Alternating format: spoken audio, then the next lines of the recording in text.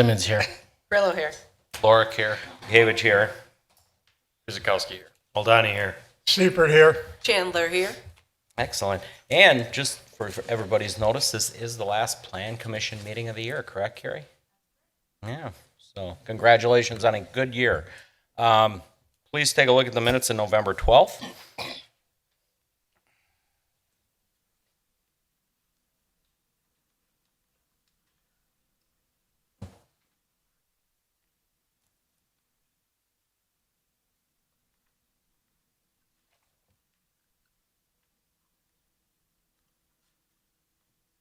And whenever you want to do a motion.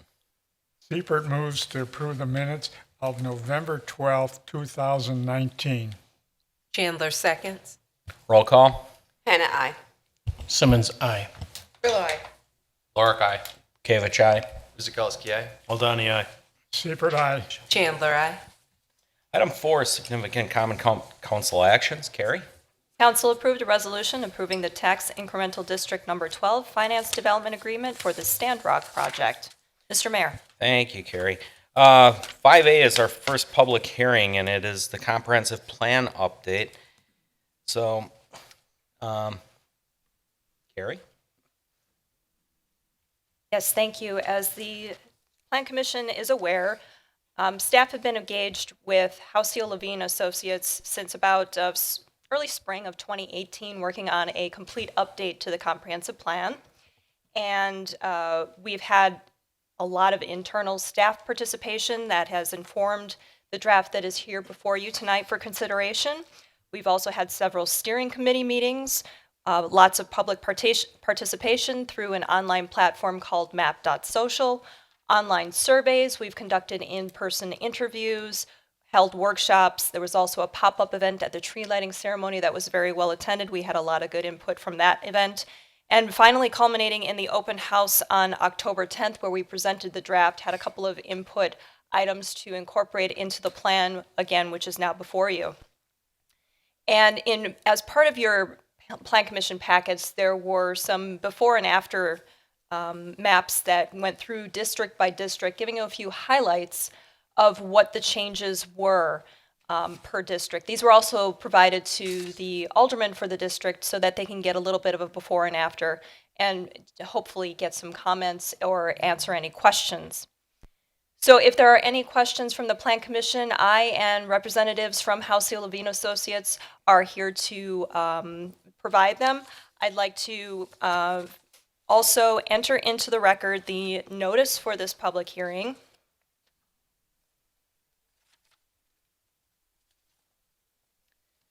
Notice of public hearing, City of Oak Creek, Wisconsin Plan Commission. Please take notice that a public hearing will be held at 6 p.m. or thereafter on Tuesday, December 10th, 2019 in the Common Council Chambers on the lower level of City Hall, 8040 South 6th Street by the City of Oak Creek Plan Commission on the proposed updated comprehensive plan for the City of Oak Creek.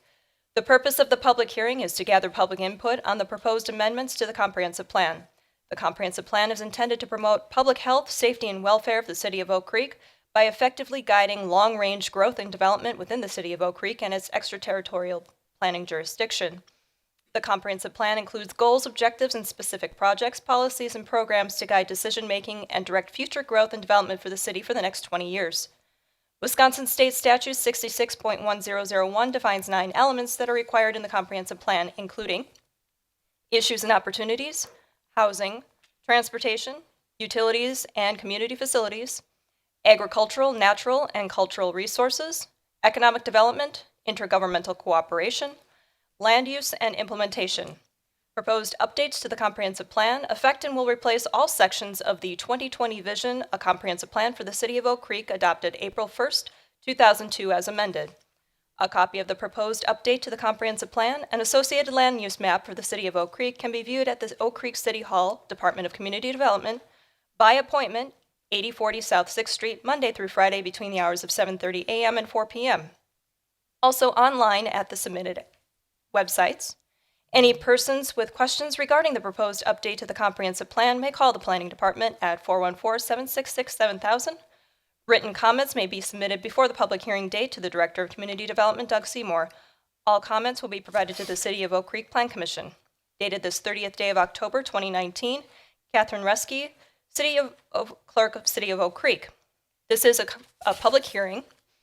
All those who wish to speak at this public hearing are invited to approach the podium, state your name and address, and clearly address your comments to the Plan Commission.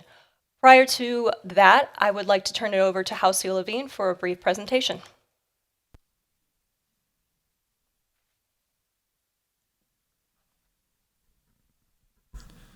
Thanks, Gary. Can you hear me? There we go. Do you need me to tell you in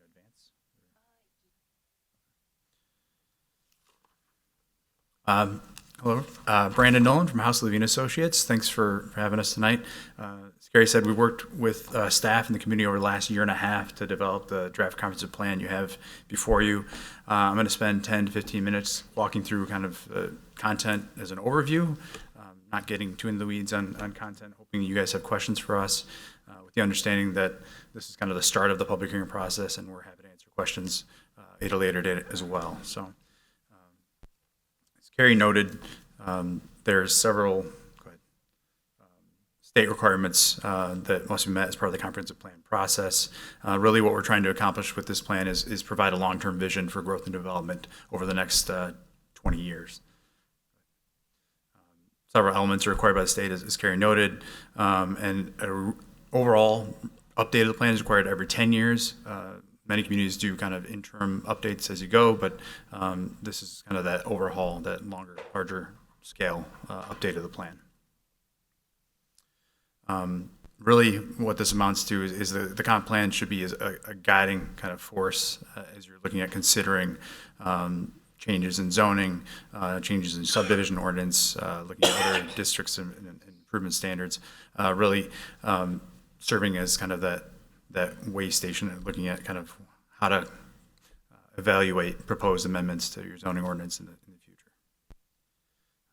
And over the last 18 months, started off in May 2018, went through a series of public engagement exercises to really make sure we had a solid understanding of what the community was looking to achieve with the comprehensive plan, provided an existing conditions overview. A vision workshop was held, developed a vision and goals and objectives for that plan, vetted that with staff and a steering committee, and then developed the plan and went through, are going through the adoption process now. So I mentioned the existing conditions phase of the process. That was really founded in community outreach and engagement, various outreach exercises, as Carrie mentioned. Some of the key themes that came out of that. It's a growing community, and I think residents are seeing that happen kind of in the flesh. So there's concern with the pace of development, making sure that there's a plan in place. So really, that key theme kind of underscored the need for this process to begin with. I also recognize that while you are a growing community, there's only so many spots you have left to grow. So trying to be very strategic in how development occurs in the future. As part of that development, there's been an increase in the amount of distribution and warehousing development, and there was some notes from the community about potential conflicts that are occurring between kind of previous development, residential development, and those new uses. Also looking at really a kind of a resounding kind of call from the community was looking at ways to improve public transportation as well as the bike and pedestrian infrastructure throughout the community, recognizing that public transit obviously has to be done in partnership with other entities, but really looking for the city to do more to accommodate bike and ped mobility in the future as development occurs and improve existing neighborhoods and districts as well. And then also citing the strength of city services. That really was great to hear from the community that people are very happy with what's happening right now in Oak Creek, and just really the concern that maintaining those high level quality services as development occurs in the future. So with that said, part of the plan was really founded on that snapshot of existing conditions. So we went through and documented snapshot in terms of population, age characteristics, unemployment rates, inflow, outflow of employment, your housing stock, and then really the story on this graph in the presentation really says it all. You've had this such steady growth over the last few decades, and you're projected to keep growing per state and regional projections as well. So that's why this plan is really important moving down the line, because we are looking at change happening in the community. So it's about how do we accommodate that change. Existing land use was also a big factor, looking at kind of what's the current palette of land use and development within the community. We did document every single parcel in the city. We also took into consideration previous studies like the single-family development inventory that was undertaken as part of a strategic plan initiative. So we looked at those opportunities as part of the existing land use inventory as well. Leading to the land use plan, this really is the backbone or core element of the plan document. And so we've highlighted in these slides a few areas where land uses are a little different in this document versus maybe what's been discussed in the past. 27th Street corridor, obviously you have a previous plan for the corridor. I think what we're proposing in the land use plan is very true to what was in the previous plan, but it's looking at more select applications of where you want to consider commercial or mixed use development, looking at more of a nodal approach, focusing that activity at key intersections and allowing for more housing kind of in the interior components of the corridor. So away from those main intersections, looking at more housing opportunities. To the south end of 27th Street, there's been kind of mixed messaging in the previous planning efforts, and so this really does look at, now that you have this interchange improvement on the south end of town, how can that be leveraged for more economic development? So proposing business park and industrial uses in that area, complemented by single family and single family attached development that's already either there or proposed, and making sure that there's plenty of attention paid to how those different land uses relate to one another on the edges. So making sure there's landscaping and buffers built in to make sure there aren't those conflicts in the future. The 13th Street area as well, again, mostly on the east side of that corridor, it's been viewed predominantly as industrial in the past, and that's what we have in this plan. On the west side, along the interstate, looking at really promoting more kind of the regional commercial and mixed use development towards the intersection with Drexel, again, kind of complementing what's happening to the west with the IKEA area. And then north along 13th, a mix of multifamily and commercial development to really reflect kind of more what's on the ground there today and make it a better version of itself as a complement to what's happening along the interstate. And then last but not least, the plan really does support what's been discussed in the past around the lakefront area. This is in alignment with your TID number 13 and what the recommendations are in that plan. One area of note that's a little different is at Chicago and Ryan or Highway 100, we're proposing kind of a neighborhood commercial node there as a way of providing additional access to retail in kind of a growing area within Oak Creek. The complement to the land use framework is this housing and neighborhoods framework. So we've basically provided additional levels of detail around housing, an additional level of details around commercial and economic development to try to show some of the nuances that's occurring within those different land use colors. So this is taking that land use plan and breaking out just the residential components. So really focused on promoting reinvestment in some of your established neighborhoods, recognizing that those are great assets that we want to preserve and maintain and hopefully see future reinvestment, recognizing that as housing prices change and affordability changes, your established neighborhoods end up being that kind of naturally affordable stock that you want to preserve in the future. Looking at promoting more attainable housing. So as you're looking at new single-family development, also looking at other housing types elsewhere in the community that could accommodate a range of price points and a range of affordability. Encouraging conservation-oriented development in select areas, and we'll get into this in a minute, but really, you're called Oak Creek for a reason. You've got a lot of waterways in the community, and that has an impact on floodplain and developable area. And you want to be sensitive to that as development occurs. And in a couple slides, we'll discuss what conservation design really means for development potential. And then increase the density where appropriate. So looking at your key corridors, looking at areas where you've already got kind of a foothold in development, like the area we're in tonight around Drexel Square. You've got more density here, and it's really created a cool district, and looking at kind of capitalizing on some of those assets. And then fostering community health and working on making sure that community and neighborhoods are very walkable and healthy areas to live. I mentioned conservation development in those floodplain areas. So really the concept being, if you've got a large tract that you want to develop, but it's partially impacted by floodplain, looking at ways of promoting development that still accommodates the density you guys are looking to achieve, but only does it on select parts of the parcel. So you're having more density concentrated in certain areas, but overall it's the same gross density. So in these two kind of compare and contrasting images, you've got the same same gross density of 1 unit per acre in this image, but certain areas have 4 units per acre allotted to account for that density. So this is a tool that can be used with single-family development, with townhomes, with multifamily development, really looking to take advantage of the developable areas and maintain natural areas and areas you want to kind of value for their beauty, the wooded areas, wetlands, floodplain areas. So those can be incorporated as kind of community assets moving forward. Another kind of nuance, and this one's a little bit more in the weeds compared to the other kind of overview of topics we've been going through, is the discussion of accessory dwelling units or granny flats. So the comprehensive plan does recommend that in looking to accommodate kind of the growth that's happening in the region, considering attached dwelling units in some of your residential areas to allow for some density without impacting the character of those areas. So looking at internal accessory dwelling units or attached dwelling units that basically allow you to add let's say a studio or 1-bedroom unit to an existing building. You can't tell the difference from the street. It accommodates more density in the neighborhood, and it provides for more affordability as well as flexibility for the property owners. Moving forward, looking at economic development framework, again, focusing in on kind of what's the nuances and differences between those different red and purple areas on the land use plan.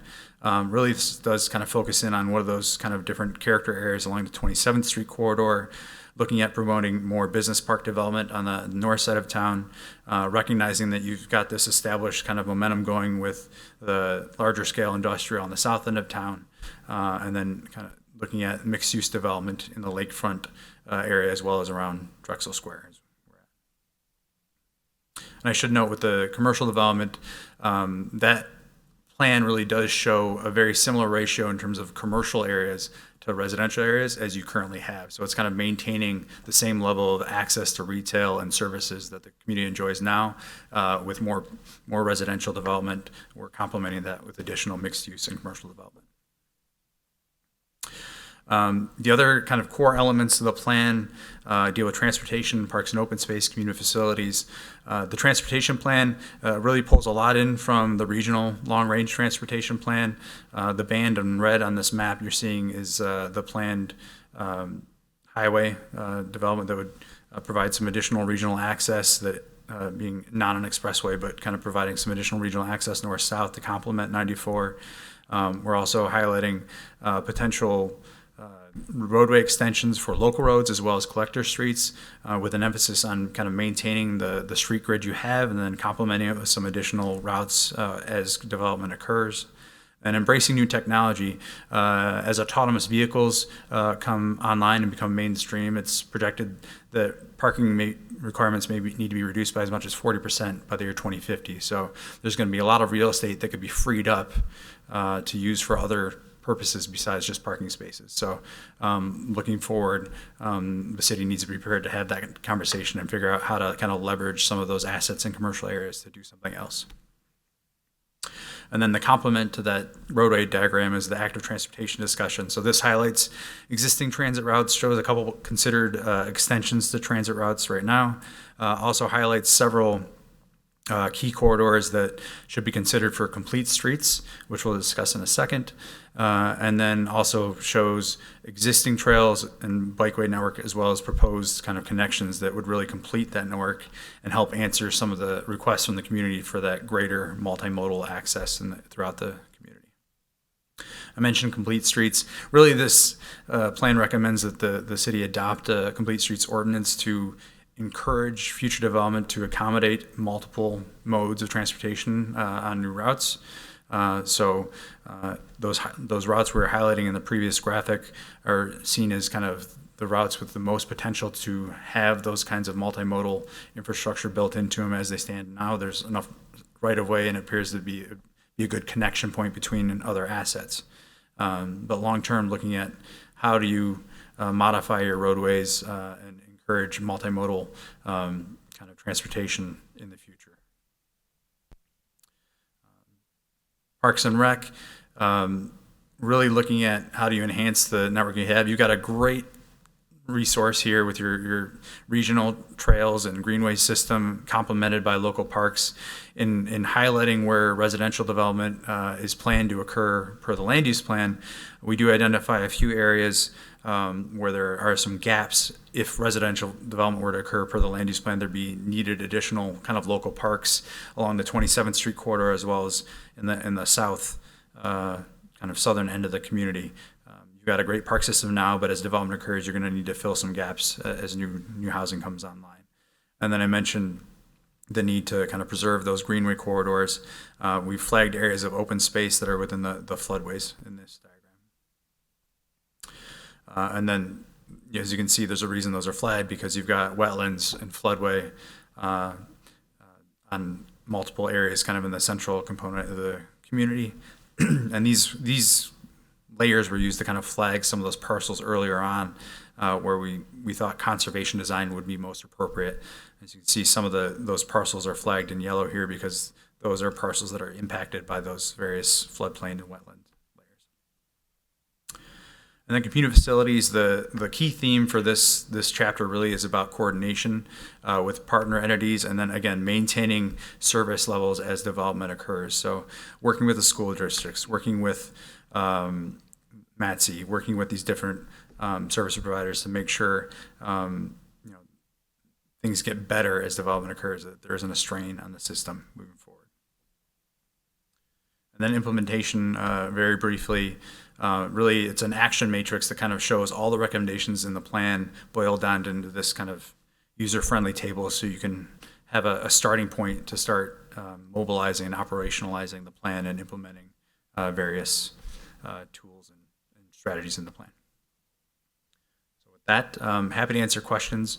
I know we covered a lot of ground. I was told to keep this brief because I know you have a loaded agenda tonight. Before we hit the questions, we are in a public hearing, so we'll call on the audience first. As Carrie said, this will be the first call. Anybody wishing to speak, please approach the podium, give your name and address. Will be the second call. Anybody wishing to speak? And the third and final call to speak on the comprehensive plan, item 5A. We'll now close the public hearing and we'll open it up to the commission for questions.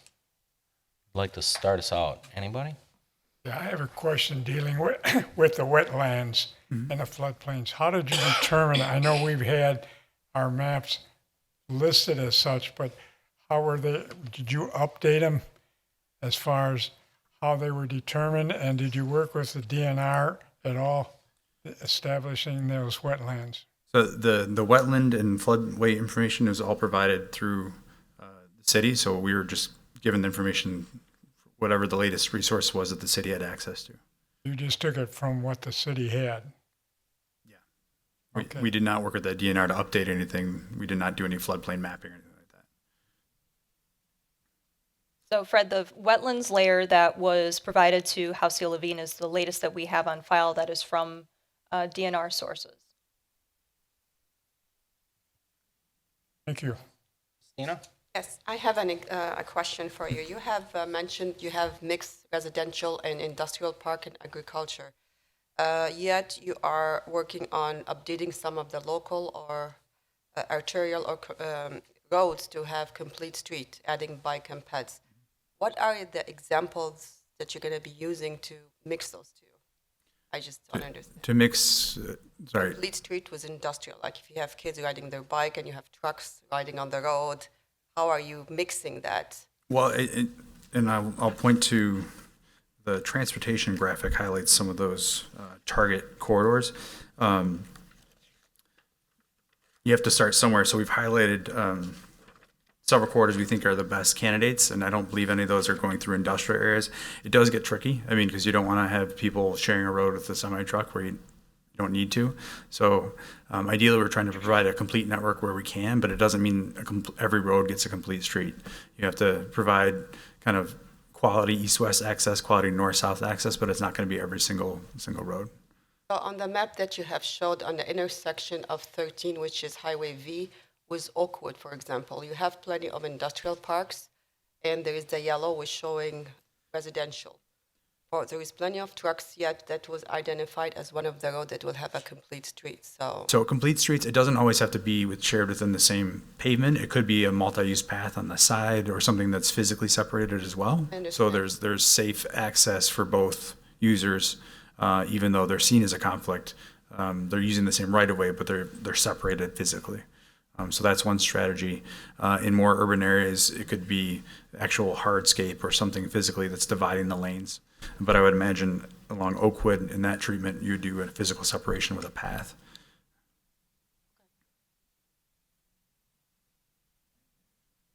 Oh, I would just kind of piggyback onto Christine's comments. I can appreciate the work put in on this transportation graphic, and so hoping this is draft and we have some opportunities to comment. But Absolutely. in engineering, we're gonna take a look at this and talk, and then hope to have some good Yeah. comments back to you. Please do. And I should note, we did try to distribute this through staff to various departments, and we're still in that public hearing phase, so we're welcome to take changes. One edit we talked about just a couple weeks ago was adding Drexel or a portion of Drexel to this complete streets kind of target as well. So definitely happy to take comments from department staff to make this right.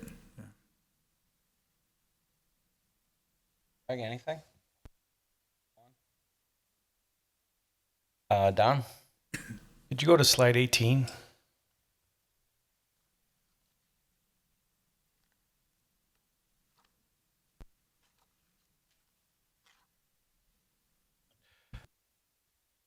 You have a section here. It says targeted residential reinvestment in residential. I believe that's what that says. Third one down on the left, key. Yep. Is that related to slide 20 where you're talking? Yep, targeted residential redevelopment. Is that related to slide 20 when you're illustrating adding on to existing buildings and neighborhoods? Is that what you mean by the targeting residential development? Target residential development. So, I mean, the ADUs could be an example of that. The targeted, really what we're trying to highlight is basically that light brown highlights subdivisions that are older. So I think most of these were 70s and 80s based on the data we had from the city. So we're using that age as a flag to say, look, this is your more kind of naturally affordable housing in the area because they're older and tend to be more affordable. And we want to make sure we're encouraging reinvestment in that stock and not seeing redevelopment to something else.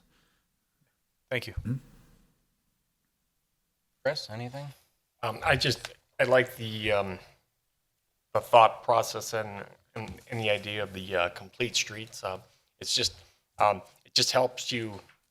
Again, we're not talking about 2019 right now. We have a plan for 20 up to 2050. So there's a lot to put into this. But I appreciate you looking at all these different opportunities right now, and that's really it just intrigues me. So Great. I didn't. I should say I don't know enough about it, but I think that it's just it intrigues me. So I think as a community that we're growing like we are, we have to look for viable ways that we are able to get around and not coexist, if you will. Great. Jossie, anything? Nothing? Got some, Fred? Go ahead. Yeah, just dealing with the agriculture identification. We used to use that to identify areas which we weren't really sure what we're going to make at one time.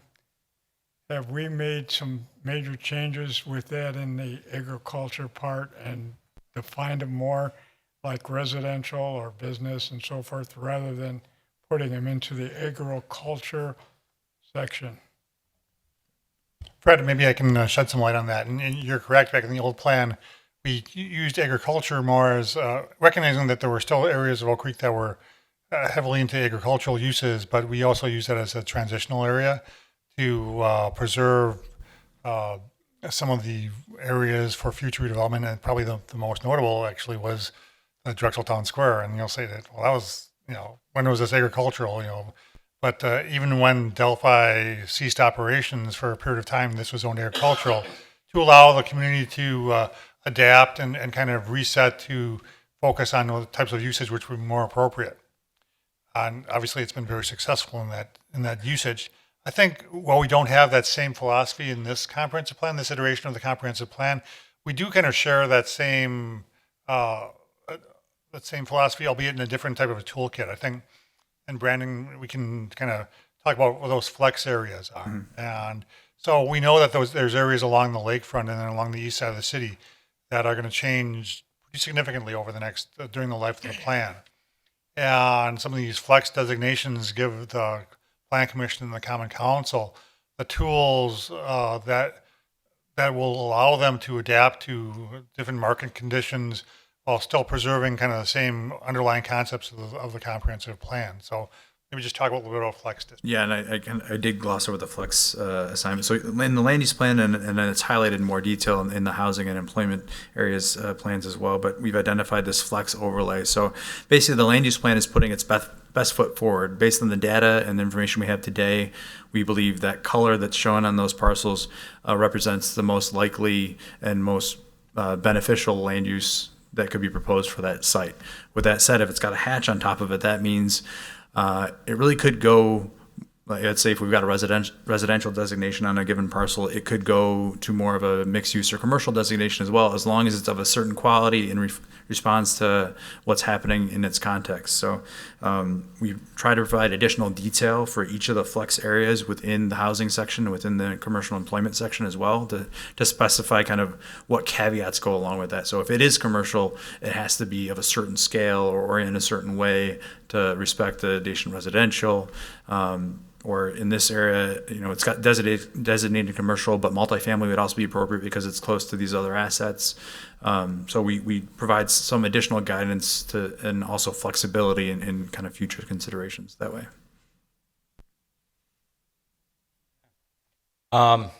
Guess I'll just throw my 2 cents in. You did cover the flex. I was going to bring that up, and I think that's very important because these are the most likely areas to develop the quickest here in the city of Oak Creek. I noticed you had the lakefront, you had 27th Street corridor in there, along with the IKEA properties. So it really lends a hand to flexibility for us as we go, because we don't know precisely exactly how that'll all lay out in the future. They already touched on the shared traffic. I think that's very important. Remember, this is a 20-year outlook we're trying to do here. Our city has changed greatly in 20 years, and it's going to change again in 20 years. And the needs are going to be different in 20 years. I think this plan really adds a lot of flexibility, particularly with that traffic component, because we're going to transport ourselves differently in the coming years. The one thing I just want to, I guess, give you kudos for is that I found very interesting was the attached external dwelling units. It's a concept that's coming back. It was used kind of long before my time. I know they had them in Milwaukee on the south side in the bungalows with, for lack of a better word, they'd call them like mother-in-law's residence, flats, things like that. I think those things are a very useful tool and could be giving development costs of properties and things like that where they want to cohabitate in the same yard, families, things like that. So I think that's interesting, and it adds some flexibility for us. I think that's I know, and we're not the only community looking at it. They're looking at it going back to that in many communities. So I just kind of wanted to bring that up, and I noticed it's only being done in districts 4 and 1, where those most likely ones there was. And this is kind of conversation we're having with staff right now, because as part of this process, you hired us also to up your zoning code as well. So we're going to be looking at that in more detail. And the thought process was those are the districts where density probably more looked upon more favorably by given the density that's already in those neighborhoods, and wouldn't have be seen as a significant change. So that's where it's probably politically more apt to take hold. Not to open up a whole can of worms, but then the ordinances would reflect that for setbacks and size and things like that. Getting A nod there from the front row. Right, and there's also the open conversation about should this be extended to other residential districts? And I guess that's where I'm going with it, Gary. So go ahead. We're continuing to have those conversations, and we'll take a look at whether or not it makes more sense in these two districts, as we said, because they are already more of a denser, for lack of a better word, residential areas, or do we open it up to the larger lot sizes? So that's a conversation that we actually just had this afternoon, and it's something that we'll continue to explore and get input on. And I think we can make the comprehensive plan language flexible enough so it gives us license to figure that out in the zoning code update rather than tie our hands to it in the plan. Again, I think it's a very good plan. People often ask us how we got where we are in Oak Creek. Well, we followed the comprehensive plan that was laid out for us. We do this so there's not a lot of, so we try to eliminate surprises as things develop in the city and we go back to the comprehensive plan. There are times we have modified it, I believe, over the years to accommodate opportunities and things like that. But for the most part, I think this is very well done. There's a lot of work. Holy cow. Lots of work. So, okay. Well, thank you. Yeah, go ahead, Don. On that slide, how do you implement something like this, or encourage landowners to do something like this? Well, first, it's making it permitted in your code. So as you can see, we're recommending it as a permitted conditional use. So it's letting people know that option is there to begin with.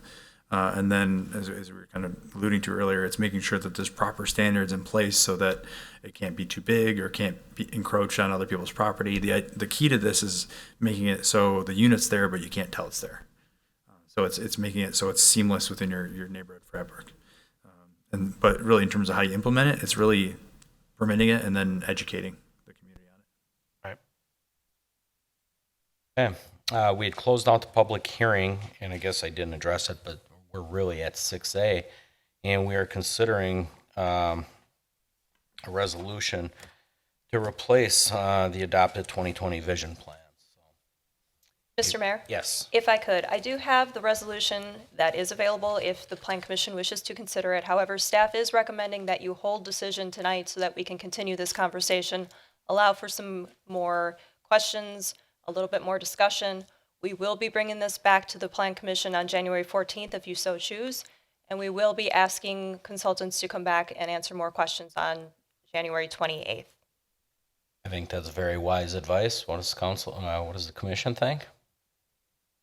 All right. I'm all in. Yep. Motion to hold. Do we got to do a motion to hold? Motion to hold, then somebody, please. Guzikowski will make a motion that the Plan Commission holds action on Resolution 2019-04, approving the City of Oak Creek Comprehensive Plan and recommending adoption by the Common Council. Seifert seconds. Roll call. Anna, aye. Simmons, aye. Grillo, aye. Lorick, aye. Gavich, aye. Guzikowski, aye. Ladani, aye. Seifert, aye. Chandler, aye. Thank you very much for coming in tonight. Appreciate it. Next public hearing, item 5B, and it's sign appeal for Oak Creek Franklin Joint School District. They are looking to put a sign in for the Performing Arts Center at 340 East Putes Road. Carrie? Actually, Oh, I'll you're gonna- help tonight. Oh. I'm going to read You're the public Lori, notice you for are you. here. Sorry about that. I haven't been around lately. So this notice was published November 27th, 2019. City of Oak Creek, notice of public hearing before the Plan Commission. A public hearing for a sign appeal will be held Tuesday, December 10th, 2019 at 6 p.m. in the Common Council Chambers, Oak Creek City Hall, 8040 South 6th Street, Oak Creek, Wisconsin, 53154. The appellant is Oak Creek Franklin Joint School District, Andrew Cromie. Tax key number is 827-9028-000. Property location is 340 East Putes Road. This is to request a variance from section 17.0708C1, which states that wall signs shall not exceed 300 square feet in area for any one premise and shall not exceed 5 feet in height. If granted, the variances would allow the applicant to install one 4'7" by 56 feet, 3.5 inches, that's a mouthful to say, 238 square feet channel letter sign on the south elevation, and one 14-foot 8-inch by 10-foot 9.25-inch 158 square feet channel letter sign on the east elevation of the Performing Arts and Education Center on the property located at 340 East Putes Road. The zoning of this property is institutional district. All interested persons wishing to be heard are invited to be present. Dated this 20th day of November 2019. Plan Commission, City of Oak Creek, Wisconsin. This is a public hearing. All those wishing to speak on the matter, please approach the podium, state your name and address, and address all comments and questions to the Plan Commission. Mayor, would you like to open the hearing? Yeah, or Andrew, you're going to present real quick. Yeah, I was just going to give a couple words. Go ahead, and then I'll open it up. So Andrew Cromie, Chief Finance Officer for the school district, 7630 South 10th Street.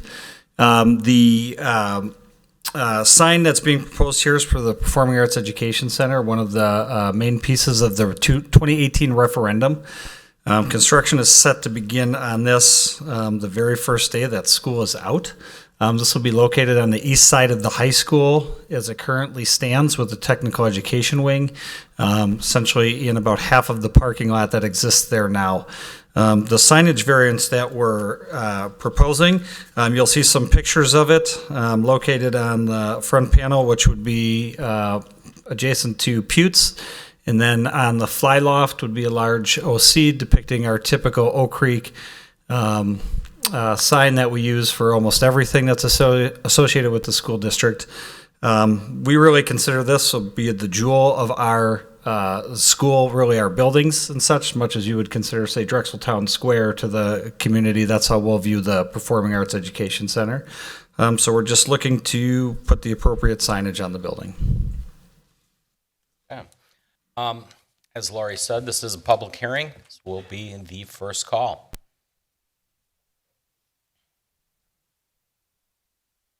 Second call. Third and final call. We'll now close the public hearing and go to item 6D. So open it up to the commission. Chauncey, you look ready to go. Yes. I have a question for the applicant. Can you provide a little more information on why the signs are so large? If you take a look at the drawings, the signage, while it appears to be very large, if I take a look at it by numbers, really does not propose that much of the front fascia. And if we were to consider this building as a freestanding, as part of, say, any one of the malls that happen to be located on Howell, we would only need a front entrance. But because we have a large side entrance, which would face South Shepherd Avenue, the OC really just helps depict it as our building. It's really a subtle OC with a soft backlighting so that it provides some nighttime visual representation. But again, the two exceed the 300 square feet.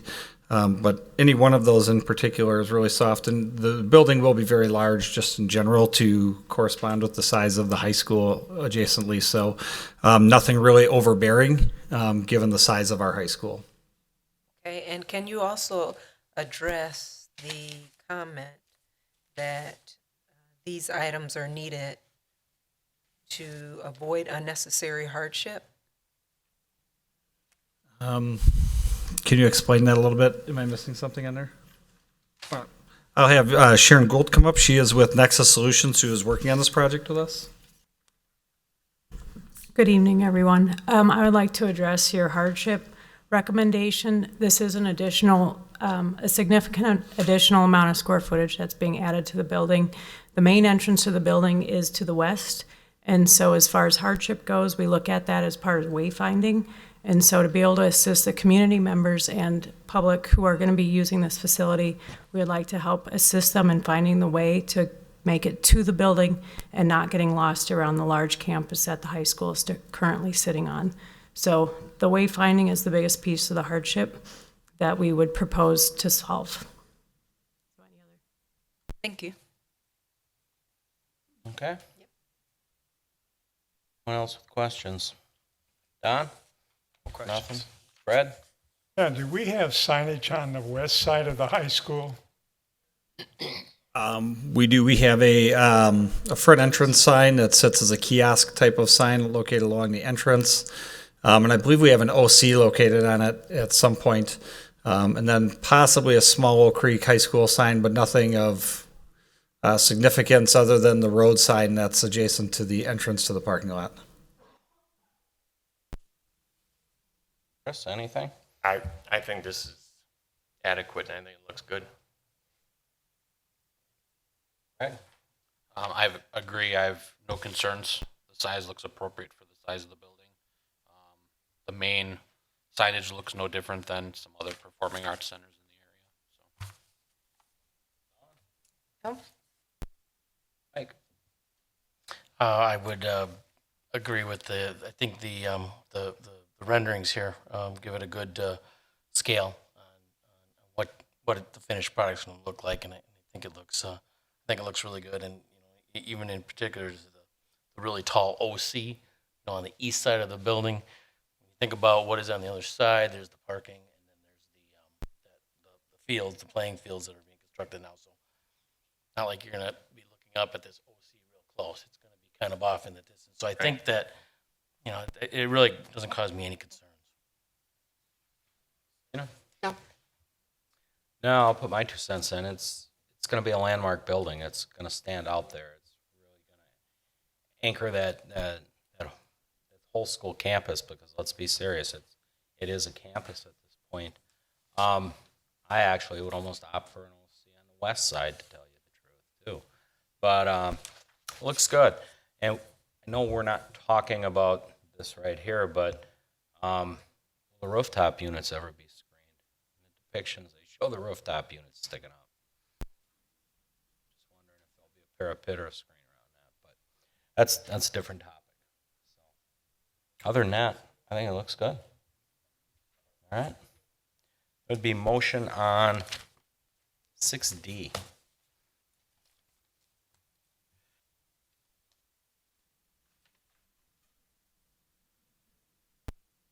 Oracle move to approve sign variance allowing the applicant to install one 4-foot 7-inch by 56-foot 3.5-inch 258 square feet channel letter wall sign on the south elevation, and one 10-foot 9 1/4 inch by 14-foot 8-inch 158 square feet channel letter wall sign on the east elevation of the Performing Arts and Education Center at 340 East Putes Road. Guzekowski, seconds. Roll call. Hannah, aye. Simmons, aye. Bill, aye. Lorick, aye. David, aye. Guzekowski, aye. Oldani, aye. Keep eye. Chandler, aye. Okay. Item 5C is another sign appeal. This is for a multi-tenant building for the property at 7940 South 6th Street. And this is for Charles Schwab. So, Carrie or Lori, who's got this I'll one? take this one. I'll read the notice into the record. City of Oak Creek, notice of public hearing before the Plan Commission. A public hearing for a sign appeal will be held on Tuesday, December 10th, 2019 at 6 p.m. in the Oak Creek City Hall Common Council Chambers, 8040 South 6th Street, Oak Creek, Wisconsin 53154. The appellant is Charles Schwab, tax key number 813-9054-000. The property location is 7940 South 6th Street. This is to request a variance from section 17.0334, part of the Drexel Town Square Mixed-Use Plan Development District General Development Plan and Regulating Plan, which states that one primary sign per entry facade and special condition facade per tenant is permitted. If granted, the variance would allow the applicant to install one 1-foot 6 7/16 inch by 11-foot 2 3/16 inch 17.26 square feet primary wall sign on the south elevation, which is the non-entry facade of the multi-tenant building on the property at 7940 South 6th Street. The zoning of the property is DTS MUPDD, Drexel Town Square Mixed Use Development District. All interested persons wishing to be heard are invited to be present dated this 20th day of November 2019, Plan Commission, City of Oak Creek, Mayor Dan Bukevich, Chairman. This is a public hearing. All those wishing to speak on the matter, please approach the podium, state your name and address, and address all questions to the Plan Commission. I will state that there are some additional considerations with regard to this particular sign appeal. There is a master sign plan that is also required as part of this sign appeal request. It's in a different agenda item. Again, this is a wall sign on the non-entry facade. Per the general development plan and regulating plan for DTS, one primary sign per entry facade or special condition for facade per tenant is allowed. This is specific to the Charles Schwab end cap. They do currently have one wall sign on the north, which is a special condition facade, and one wall sign on the east, which is an entry facade. That was approved November 27th, 2018. And because of the request on the south elevation, which is not an entry facade and is not considered a special entry facade, a variance would need to be granted before any permitting could be taken place, also related to the master sign plan. So the variance considerations are included in your packet. Those are the items that can be considered by the Plan Commission, and staff does not provide a recommendation for sign appeals. However, should the Plan Commission wish to approve the variance, there is a motion for consideration located on page 2 of 3 of your staff reports. This public hearing is now open. Thank you, Carrie. This will be the first call. Anybody wishing to speak? Second call? Third and final call. I'll close the public hearing and move on to 6F, which is consideration of this. Mr. Mayor, if I may? Yes. I would prefer to wait to consider 6F until after 6E, since the two are related and one is required before the other. Okay, thank you. We will permit that.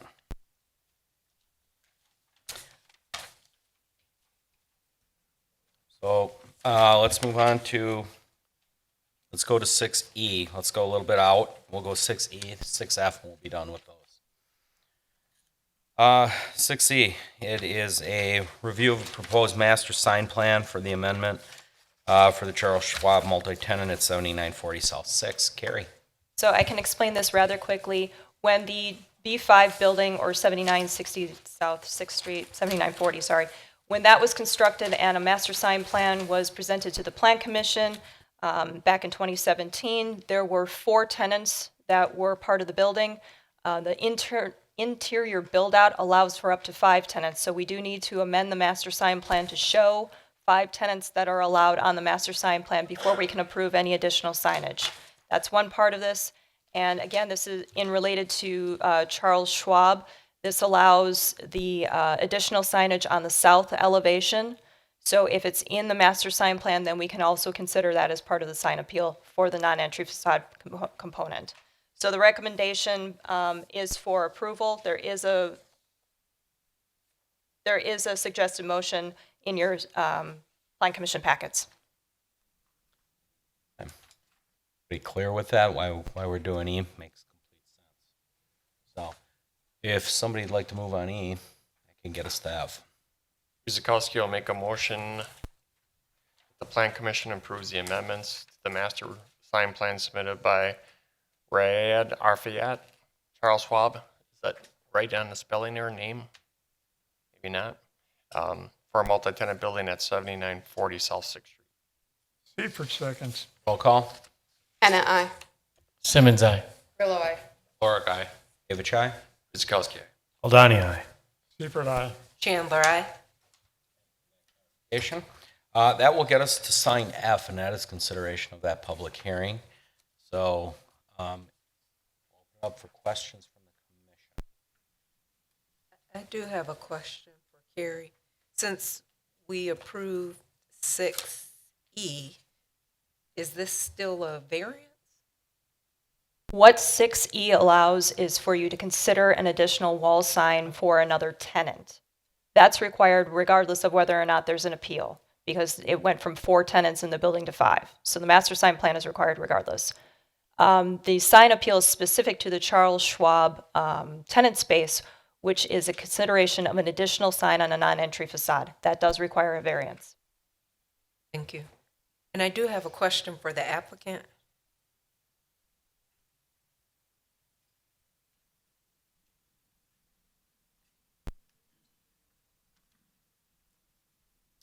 Hi, I'm Chad Schultz with Innovative Signs.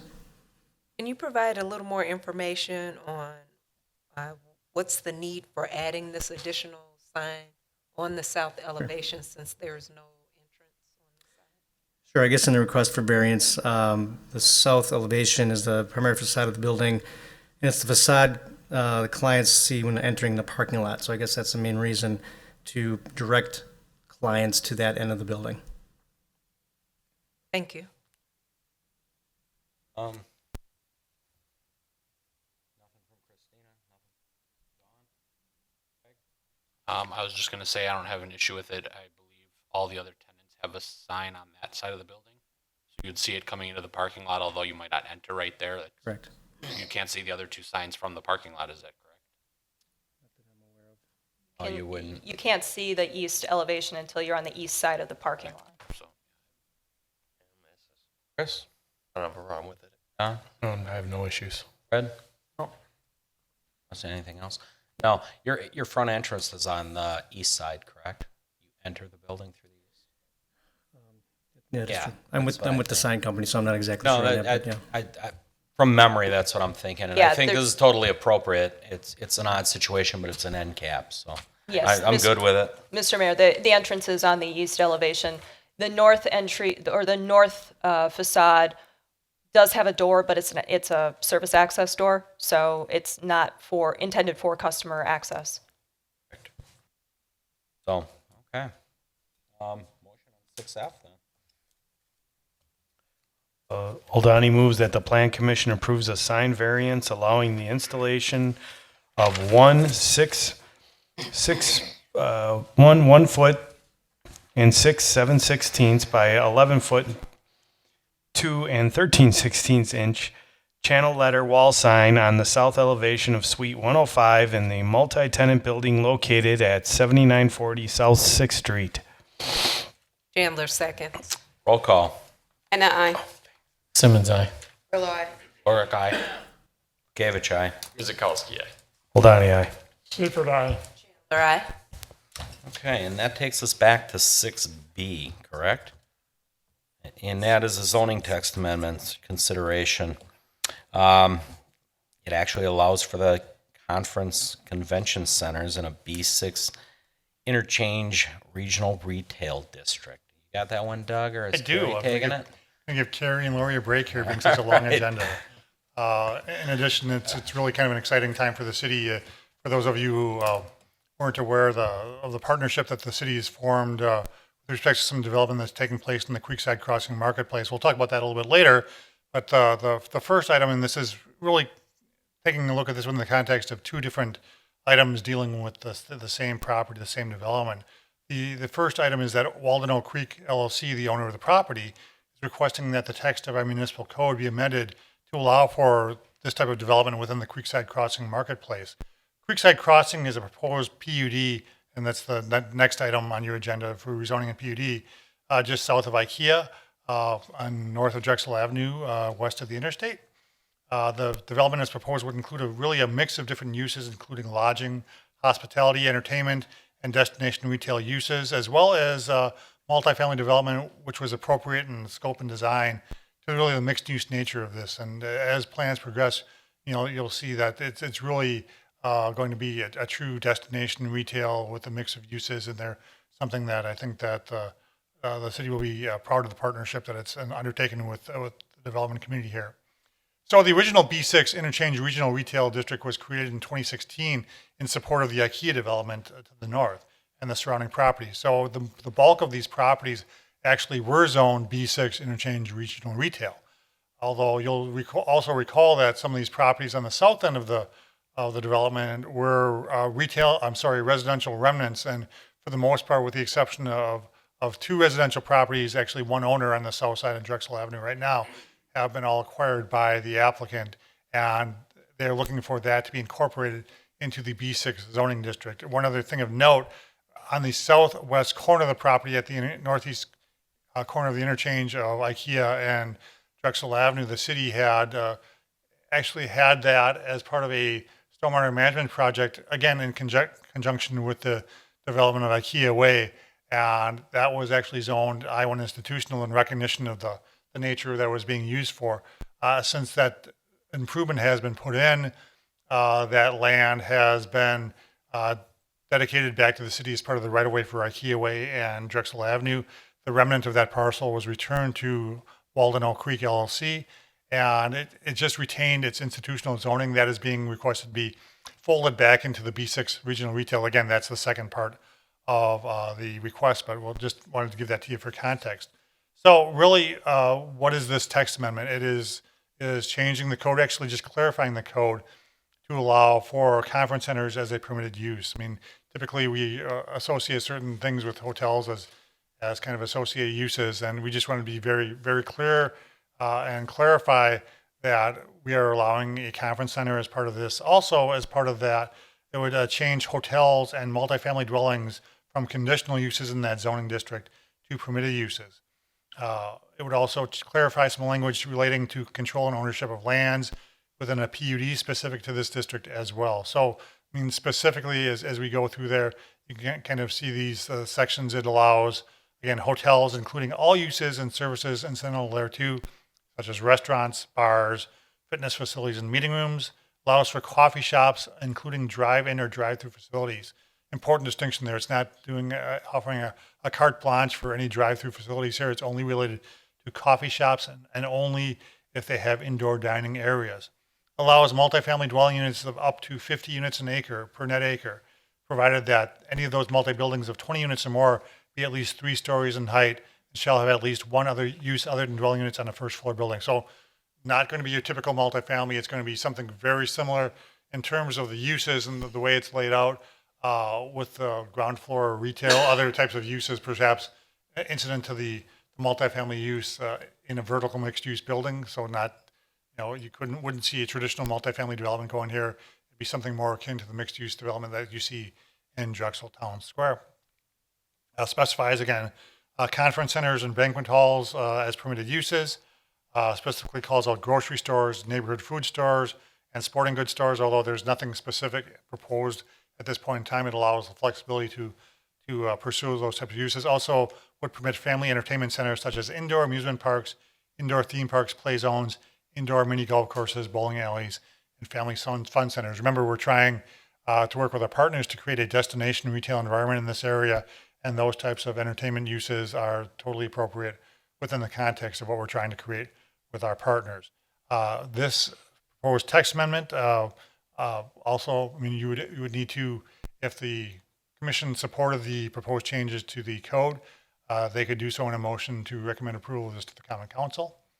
We do have the applicants with us this evening, and we can go over that, the development of the Creekside Crossing Marketplace and the PUD as part of the next agenda item. But it would be staff's recommendation that the Planning Commission recommend to the Common Council that the municipal code be amended, section 170316 of the municipal code be amended as indicated after public hearing. Thank you, Doug. I'll open it up to the commission for questions, comments from Chauncey. Fred, anything on your end? Yeah, I just have a question. What do we have IKEA zoned at? That was really the reason why B6 Interstate Regional Retail was created. So it is zone B6. So it is B6? Yes. Okay, thank you. Don? Nope, no questions. How about you, Chris? Fine. Greg? No, other than the comment that this seems totally consistent with everything we've heard and been involved with this property to date. So no issues with this. Christina? I guess I just have one. In the listed permitted uses, things such as microbrews, anything like that, would a microbrewer fall under one of these categories? I think that we've treated them as restaurants. I mean, and as we, speaking of the discussions that have taken place, I mean, there's a fine line between being a kind of a microbrewer or a brew pub that's really more retail oriented or hospitality oriented versus something that's more of an quasi-industrial in nature. This would be the former. I mean, if there's something like that would be in here, it would be totally would be permitted and actually would love to see something like that here, but it'd be more akin to something which is a retail operation. They might produce beer, spirits on the premises, but it wouldn't be something that's like Lakefront Brewery or something like that. It'd just be much more in terms of a restaurant and retail that had that brewing in support of that. Okay. Just looking at the use, I mean, again, your imagination kind of goes all over the place and different things they could be here. And I mean, not that Top Golf's going, but that would fall under sporting and things like that. So we pretty much blanketed it, and we should be in good shape with permitted uses here, correct? Yeah, I mean, I think it really represents the vision that our partners are trying to create for that site, which is totally consistent with the vision that the city has, both in its comprehensive plan and some of the elements of its strategic action plan. Thank you. I have nothing then. If nothing else, motion on 6B. Seifert moves that the planning commission recommends to the council that the property at 1920 West Drexel Avenue be rezoned to B6 Interchange Regional Retail District, and that a planned unit development be established for the properties at 19. First one. Fred, I think you're on C. You're jumping the gun. We're on B. 6B. I know I've moved around a lot on you. Oh, We're doing, I'm looking at 6C. yeah, we'll give you a shorter one. I was looking at, we talked about the zoning and I looked at it. No, we've moved around quite a bit. Okay. We're doing in 6B, I'm sorry. Correct. Okay, we'll start all over. My apologies. I'm looking ahead and trying to move this on. Okay, that the commission recommends to the common council that section 17.0316 of the municipal code be amended as follows after a public hearing. 1, the following additional permits used are added to section 17.0316-B, provides that there is no outdoor storage of merchandise. 19, that hotels, including all uses and services incidental thereto, such Commissioner as... Seibert? If it would be helpful, you can say as stated. We don't have to repeat all of it? We have in the record what the actual proposed text amendment says. So if you want to say as stated in items 1 through 4. Okay, as stated in item 1 through 4. Yeah, I kind of thought we were going that way, but. I thought we were covering everything today. But it is, as long as you say as stated, because then it's an official document that was on the agenda. Okay. Guzekowski will second. Roll call. Hannah, aye. Simmons, aye. Lorick, aye. Bukevich, aye. Guzekowski, aye. Ladani, aye. Seifert, aye. Chandler, aye. And that's going to get us to item 6C, and that is the rezone request by Creekside Crossing, to rezone the properties at 1920 West Drexel to the B6 Interchange Regional Retail District and to establish a PDU. Doug, you kind of touched on this. You want to? I did. I mean, just word process-wise, we don't need to go into any greater detail about what is being proposed, although we'd certainly be happy to, because, it is an exciting partnership. This would be the first recommendation step with respect to the rezoning the PUD. If the commission were to recommend approval of this, staff would then advertise the public hearing, which would be sometime in January 21st, I believe. Makes sense. And then in the interim on January 14th, we'd come back with a list of conditions and restrictions as well as the approval of the general development plan. But I think it's important to note that the general development plan is flexible enough and it's not overly prescriptive such that, again, we're throwing around a lot of ideas right now and we didn't want to be so prescriptive as to necessitate an amendment to the PUD every time we change the general development plan. So that's why you'll see in the GDP is actually on the screen before you. It just kind of establishes the the internal roadway network and the really the major lots that are being created in support of this PUD, obviously recognizing that for each one of these developments within these lots, the Plan Commission would approve site building, architectural, landscaping, lighting plans consistent with the language of the PUD. And that PUD guiding document that was provided kind of sets forth the intent with respect to the aesthetics of the development, kind of the feel, what we're trying to create there in terms of the uses and the way the uses relate to each other, and the transportation networks within the development, the pedestrian networks within the development, some of the architectural features. So we'll get into that in a lot more detail in January, but I wanted to take this opportunity to let the commission ask any questions. I also wanted the opportunity to let the applicants say a few words if they wanted to do so. Not required, but certainly I think we're all very excited about the opportunity to really kind of create a destination retail environment at that intersection and with those partners, and would ask that the Plan Commission concur with that sentiment and recommend to the Common Council that these properties be rezoned and that the plan unit development designation be applied to these properties after a public hearing. Thank you, Doug. Couldn't agree more with him. And if the applicants like doing, have a word, or you want to wait for if there's a question? Okay. Commission, any questions? Nothing to my left, nothing to the right. Okay, I just agree with Doug. This is a very exciting announcement that we had last week, and it's really just the tip of the iceberg there as to what's going on. And I think people have been looking forward for an announcement for a long time, and this was a really nice one. So with that, motion on C. We take it again.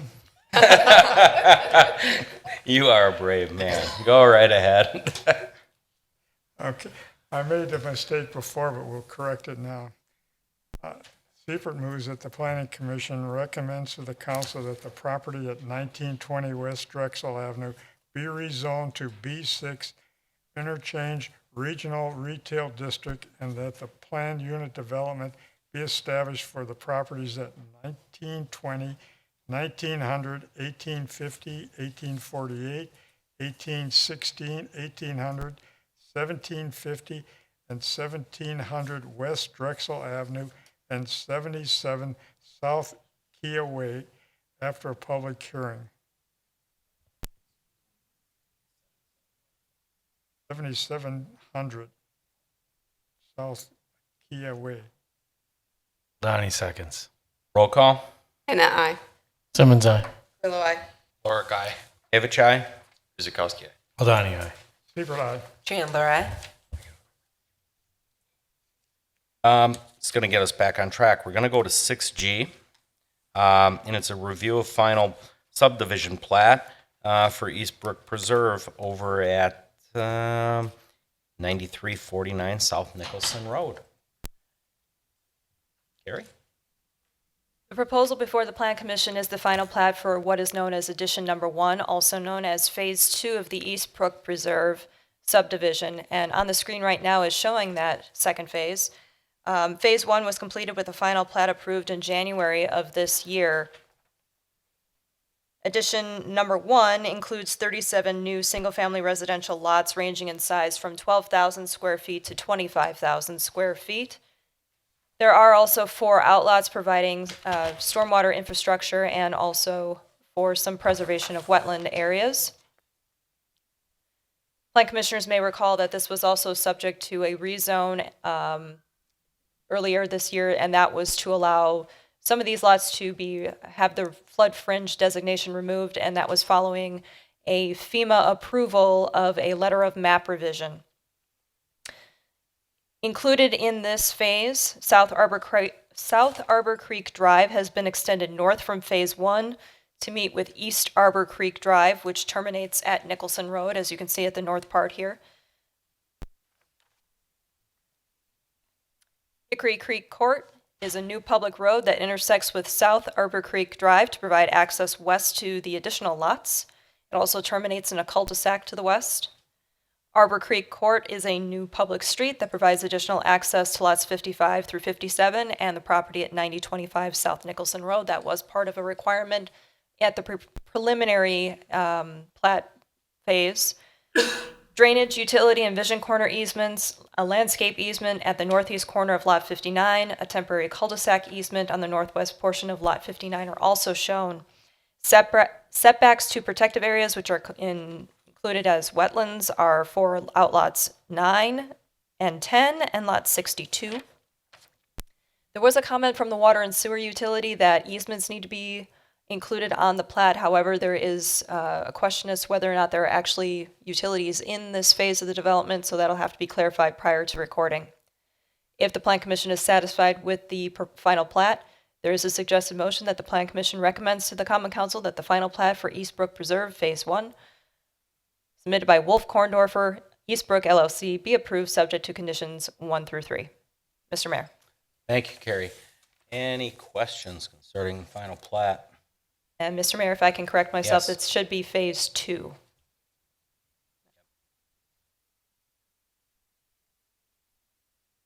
Seeing none? Motion? Clerk moves that the Plan Commission recommend to the Common Council that the final plat for Eastbrook Preserve Phase 1, Phase 2, It's addition number 1, also known as Phase 2. Phase 2 submitted by Wolf Korndorfer, Eastbrook LLC, be approved with the following conditions. Number 1, that all easements, including water and sewer, are included on the plat prior to recording. Number 2, that the Common Council approval signature block includes acceptance of the public streets. And number 3, that any technical corrections, including but not limited to spelling errors, minor coordinate geometry corrections, and corrections required for compliance with the municipal code and Wisconsin statutes are made prior to recording. Guzekowski, a second. Roll call? Hannah, aye. Simmons, aye. Grillo, aye. Lorick, aye. David, aye. Guzekowski, aye. Ladani, aye. Seifert, aye. Chandler, aye. And item 6H is to review a certified survey map submitted by Frank Jufrey Star Properties 2 LLC, combining the properties at 6524, 6548 South 13th. Carrie? As the mayor said, this is a proposal to consolidate the 2 parcels shown in red on the screen into 1 parcel of conforming size for the M1 zoning district. On the screen right now is that proposed consolidated lot. Wetlands, floodway, and floodplain boundaries and utility easements have been shown on the certified survey map. There are 2 minor corrections that are required prior to recording. There is an existing 30-foot wide public utility easement that needs to be shown through the middle of the property. Sheet 5 is also missing the dedication of right-of-way shown along 13th Street. However, there is a little caveat to that. Staff has been in contact with the applicant and has asked that the surveyor actually verify whether or not that dedication has already occurred or if this is a proposed dedication. Once that has been clarified, then the certified survey map can be presented for recording.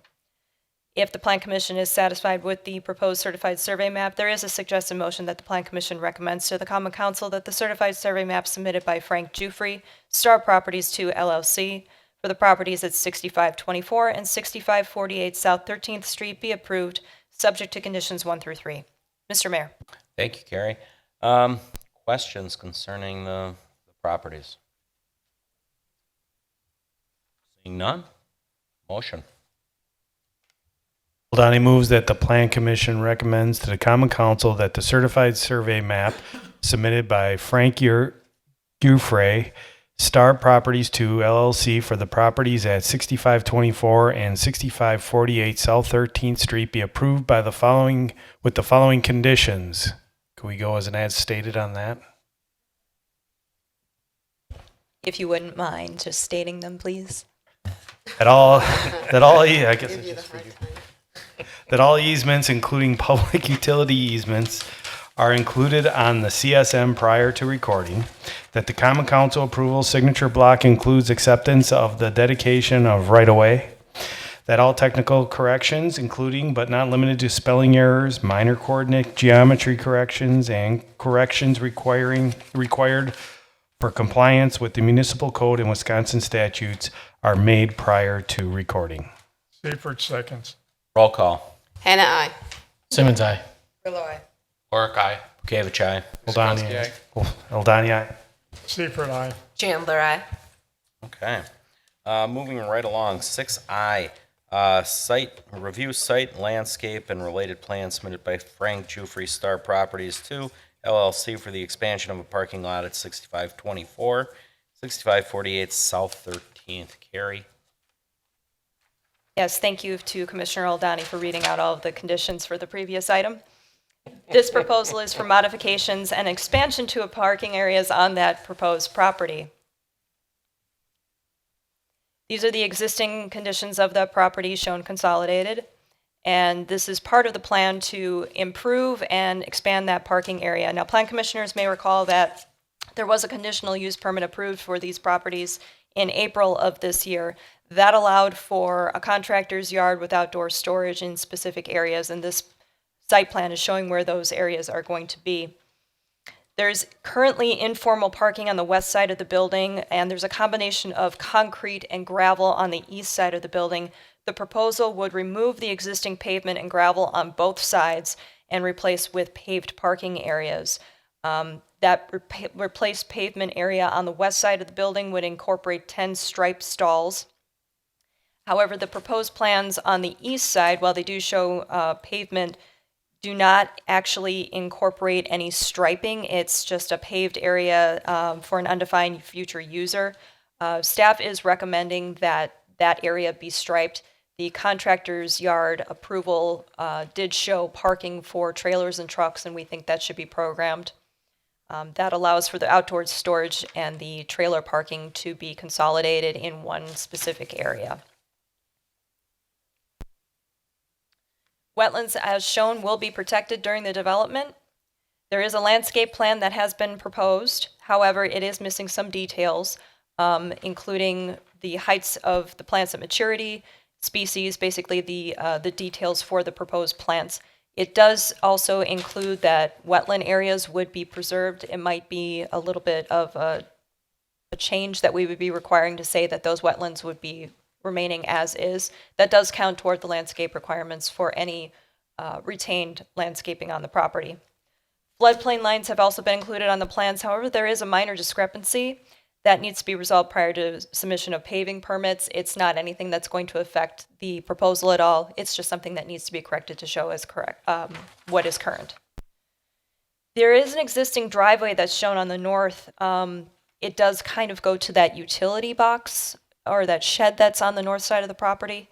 There's no access to it from 13th Street as there is a guardrail blocking that driveway. So staff requested information from the applicant as to whether that driveway was going to remain or if it was going to be eliminated at some point. We're still waiting for confirmation as to how the applicant is going to address that.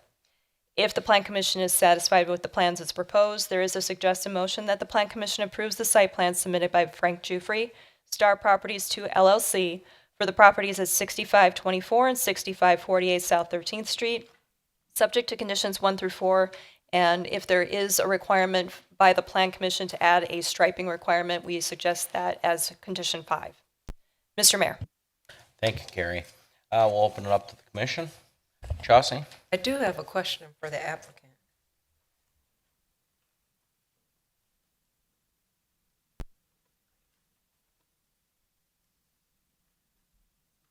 Please provide. Oh, Frank Jufrey, S71 W15138 Rosewood.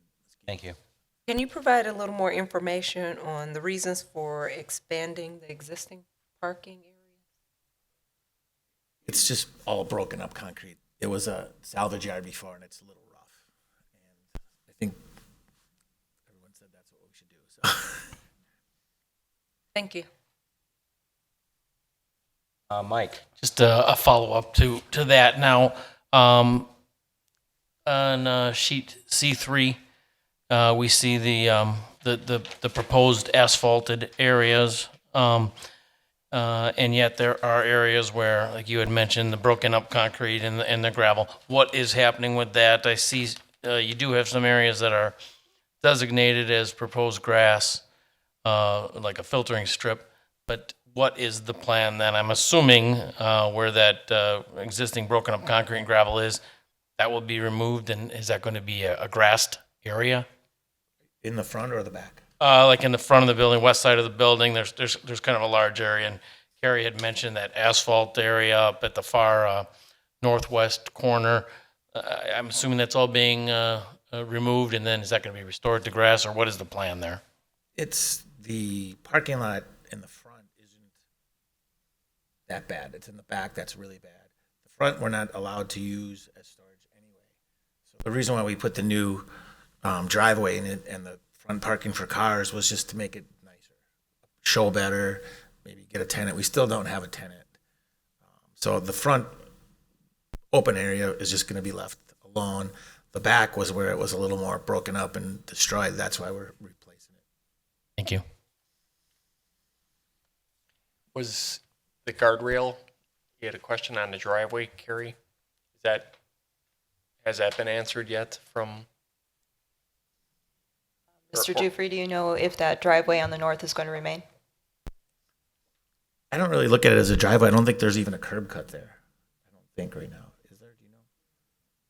There's a guardrail that's blocking access, but there's asphalt and then there's gravel past the fence. West of the fence? We're not going to use. We're not going to use that. I have no visions of using it.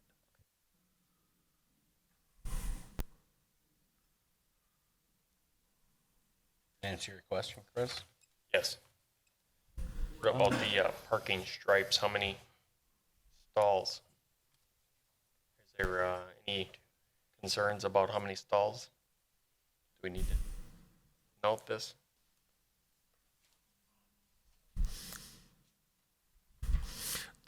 We can stripe the back easily. The reason why we didn't include it was we didn't know what it's going to be yet, so we didn't know how big to stripe it. We've had some interest from Enterprise in making like a satellite storage place for cars with like a car wash inside of the building, and then it would be maybe striped tighter. It could be if it was a truck, like a landscaper, the trucks would be bigger. So, but it's easy to stripe it. Carrie, could for the striping or number of stalls, I should say, could that be left open to work that out with staff, or should we nail down a number? It's okay with us to nail it down. If You don't have to specify a number, just that the area will be striped. Oh, okay. Thank you. I misunderstood. Anything down there? Questions? I was just giving a comment here. If we don't know what type of business you're going to have here, based on what you're going to stripe it, it's going to be depending on the business type. Correct. So it may be striped as trucks parking versus regular vehicles. So I think that can be determined at a later time. I'm just throwing my ideas Yeah. out there. Yeah, I agree with you.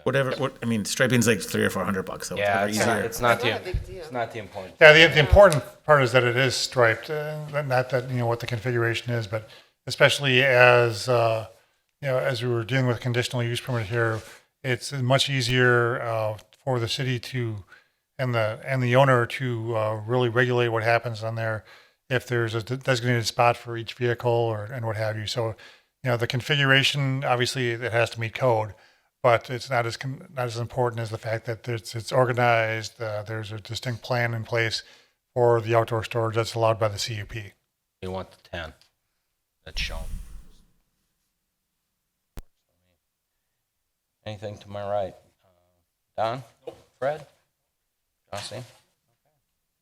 Nothing else? Motion, please.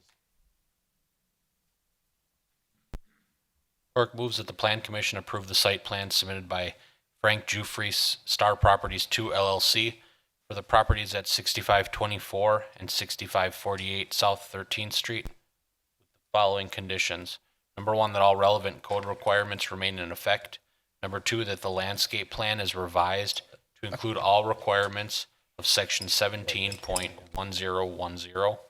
Number 3, that the plans are updated to include the locations of water and sewer laterals that correct the correct floodplain line and whether the north driveway will be removed. Number 4, that all detailed revised plans are submitted in digital format to the Department of Community Development prior to submission of permit applications. One point of clarification, whether the Plan Commission wishes to add the striping requirement as a condition of approval, or if you want to incorporate that into the conditions as stated. I think the suggestion out of our planning was to stripe it as shown, correct? So I would move that condition number 4, that all detailed revised plans, including showing striping of the east parking lot, are submitted in digital format to the Department of Community Development prior to submission of permit applications, and we can include the striping requirement as part of occupancy. I'll revise my motion to reflect as stated by Carrie. Way to go, Carrie. Guzekowski seconds. Roll call. Hannah, I. Simmons, aye. Grillo, I. Lorick, aye. Gavich, aye. Guzekowski. Muldani, aye. Seifert, aye. Chandler, aye. That gets us to 6J, and that's consideration of temporary use permit. Thank you. Submitted by Mark McLean, One Headlight Power Sports LLC, doing business as the House of Harley Davidson, for a temporary operation of a motorcycle training course in the Kohler's parking lot. And that's at 9725 South 13th. I think we've all been around for this. This has been very successful here. So, Lori. All me this time. Yeah. So as you said, this is the third time that they've come in front of you to request this temporary use permit. It's virtually unchanged from previous years. They're still requesting that it be operated 7 days a week from 7 o'clock in the morning until 8 p.m. To accommodate any kind of weather issues. They also are looking to utilize a cargo container to store their motorcycles, and they'd like to have the ability to have 2 32-square-foot signs attached to the cargo container. The permit would be valid from March 23rd to November 6th, 2020. I believe this is probably the exact request that we seen last time. So, any questions for the applicants or Lori? I do have a question for the applicant. Name and address, please. Tom Mills, representative for House of Harley. I don't recall the cargo storage. Can you Yeah. provide a little more information of what that? It's a semi-trailer cargo set down in the ground that we put 13 bikes in and all of the equipment necessary for the training. Okay, so it's just for storage if it. due That's to correct. The weather, rains. Correct. Okay. Thank you. You don't have to transport the bikes week to week. So. Okay. Any other questions? Not? Motion, please. Guzekowski will make a motion that the Plan Commission approves a temporary use permit for the operation of motorcycle training course with the following conditions. 1, that operations can be conducted 7 days a week between 7 a.m. and 8 p.m. 2, that the signage is limited to 2 32-square-foot signs attached to the cargo container. And 3, that the permit is valid between March 23rd, 2020 and November 6th, 2020. Seifert, seconds. Roll call. Hannah, I. Simmons, aye. Grillo, I. Lorick, aye. Gavich, aye. Guzekowski, aye. Muldani, aye. Seifert, aye. Chandler, aye. Okay. Thank you, guys. Have a nice, safe year. Item 6K is consideration of a conditional use permit for medical support services for an amendment to their existing conditional use permit to allow for an indoor recreation facility at 140 East Rawson. Gary? Plan commissioners may recall that a conditional use permit was issued earlier this year to allow for a physical, occupational, and speech language therapy clinic. And this is a request to include, as part of their operation, an indoor recreation facility in 2 of the tenant spaces that are adjacent to their clinic. That would include about 6,000 gross square feet in Building C, and that would be in addition, again, to the clinic, which would be in a separate series of tenant suites.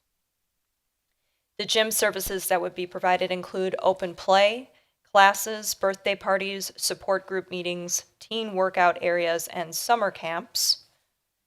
And what makes this unique is the fact that this is specifically designed in terms of equipment and and offerings to meet the needs of children with sensory processing disorders and to be able to have children of all abilities access these gym equipment and classes. And that's different from a typical indoor playground or gym facility because, again, it's tailored to the needs of these children who have these sensory disorders. It would be allowed to be rented out for birthday parties and things like that, but the main focus would be for additional therapy purposes. The hours of operation proposed are Monday through Friday, 9 a.m. to 9 p.m., Saturday, 9 a.m. to 5 p.m., and Sunday, 12 p.m. to 5 p.m. Those are different hours from the clinic hours, so they will have different staff that would be in the gym portion. They are anticipating about 1 to 4 employees during those gym business hours. Now, the maximum occupancy noted on the floor plan that I have on the screen right now indicates that 50 people could be in the tenant suite. There is information that we received from the applicant that states that about 8 to 10 families would be on site at any given time. That's estimating about 4 people per family. And we are anticipating that each of those families would arrive via a single vehicle. So when we talk about parking requirements, the plan review for the entire development on this site, which included 3 buildings, showed a total of 278 parking stalls. However, as the development has transpired, the landowner has stated that there are actually 284 available parking stalls for the development, 95 of which serve Building C, and an additional 95 parking stalls between Buildings B and C could be shared if necessary. So for minimum parking requirements for commercial and recreational uses, that requires 1 stall for every 4 patrons plus 1 stall at peak shift for every employee. That would require about 132 to 164 parking stalls per code. However, the majority of the patrons are going to be children. And if we are assuming a maximum of 10 families, about 4 people per family, arriving via a single vehicle, that would be about 14 stalls that would be required. So we're asking for a little bit of flexibility in interpreting the code requirements here. We also have buildings with shared parking, and if we take those into consideration, along with the fact that there are going to be about 4 employees at the maximum shift, it does appear that the parking requirements would be fulfilled. It will be up to the property owner or the management company as required to ensure that adequate parking is provided for all tenants, including future tenants. We are not anticipating any site or exterior building modifications beyond what's being developed right now, except for signs for the proposed businesses. Since the site is currently under construction, as with the previous conditional use permit for this property, there is a consideration for time of compliance. If you turn to page 3 under 7, this is requiring the establishment of the conditional use to commence operation within 12 months. That would be 12 months from the date of adoption of the approving ordinance by the Common Council. If for any reason there is a delay in the construction, that could come into play here, although the information that we received from the landowner at the time of the previous conditional use permit, they are on schedule so that the 12-month time frame seemed to be appropriate. In Section 3 under Site and Use Restrictions, Maintenance and Operation Requirements, the clinic hours are separated from the indoor recreation facility hours. Restricted to patient appointments, that was specific to the clinic. No outdoor activities, outdoor storage, or outdoor display of merchandise for sale in association with both the conditional uses are included in here. Other than that, there are no other changes to the conditions and restrictions from the previous conditional use permit. So if the Plan Commission is satisfied with the information provided and believes that the conditional use request is appropriate, there is a suggested motion that the Plan Commission recommends that the Common Council approves the conditional use permit amendment to allow an indoor recreation facility in a portion of the multi-tenant Building C on the property at 140 East Rawson Avenue after a public hearing. Mr. Mayor. Thank you, Carrie. Any questions regarding the facility? Chelsea? I do have a question for the applicant.